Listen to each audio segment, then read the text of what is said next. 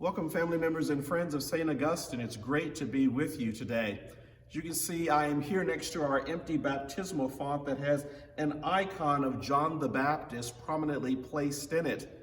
As you remember, John the Baptist was the cousin of Jesus and has been known as the forerunner, or the one who would prepare the way for the Messiah.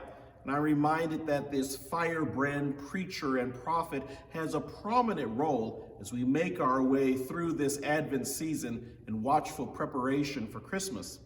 It's John the Baptist who calls us to prepare our hearts and our minds for the Advent, or the coming of the Lord, by being attentive to the cries and needs of those around us, especially those who are most bereft. It's what we promise to do every time we reaffirm our promises that are found in the baptismal covenant. We are called to seek and serve Christ in all persons, loving our neighbor as ourselves. Furthermore, we are called to strive for justice and peace among all people and respect the dignity of every human being.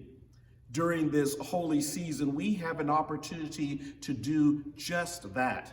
And today I call upon you, the members and friends of St. Augustine, to join with fellow Episcopalians throughout our wonderful state by giving to the 2020 Bishop's Annual Appeal. This year, in preparation for remembering the 100th anniversary of the 1921 Tulsa race massacre, the Diocese of Oklahoma is committed to raising over $50,000, matched dollar for dollar, to be given to the historic Vernon African Methodist Episcopal Church in Greenwood, in Tulsa, Oklahoma.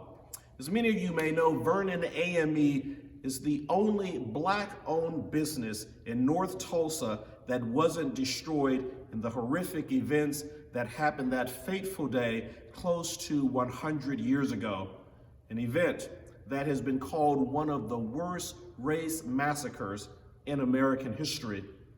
But today, in the midst of the ravages of the pandemic that we are all experiencing, this remarkable congregation has remained faithful to the call and still strives to live out the gospel by serving meals and giving bags of groceries every day to some 200,000 people to date. Yes, my friends, we are blessed to be a blessing. And through your joyful giving, you can heed the call of John the Baptist and live into your baptismal covenant by lighting a candle to dispel the darkness of despair that enshrouds so many during the uncertain days of loss and pandemic. You can help and satisfy the hunger of those who are wondering where their next meal will come from. You can be a repairer of the breach and offer that healing balm in Gilead to those who have been wounded by oppressive systems of inequality and injustice. Yes, you can be a follower of Jesus who dares to have the audacity of hope and is a part of making a difference in this world. St. Augustine is committed to raising some $5,000, which the vestry has agreed will be matched dollar for dollar. To date, some $1,700 has already been raised.